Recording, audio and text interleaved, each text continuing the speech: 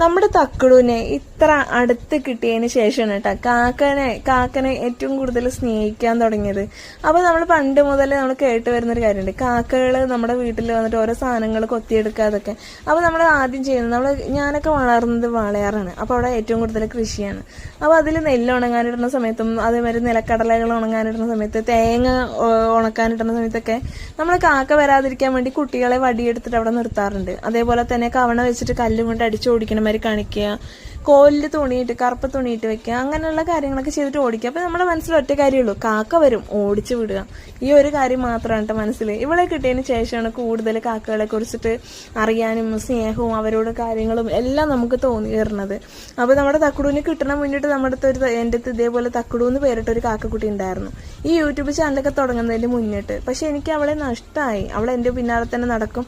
അതിലൊരു വലിയ കഥയുണ്ട്, അതൊക്കെ ഞാൻ ഒരു സമയം പോലെ പറഞ്ഞുതരാം.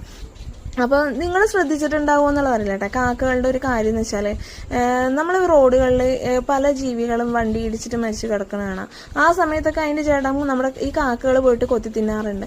എന്നാൽ ലൈൻ കമ്പിയിൽ ഷോക്ക് അടിച്ചിട്ട് വീഴുന്ന കാക്കകളുടെ ആയിക്കോട്ടെ, വണ്ടി എങ്ങനെ അത് കഴിഞ്ഞിട്ട് വണ്ടി ഇടിച്ച് അതിൽ കൂടെ കയറിപ്പോയിട്ട് ചതഞ്ഞാൽ പോലും ഒരു കാക്കകൾ പോലും കാക്കകളുടെ ജഡങ്ങൾ കൊത്തിവലിക്കാറില്ല. നിങ്ങൾ ശ്രദ്ധിച്ചിട്ടുണ്ടോ?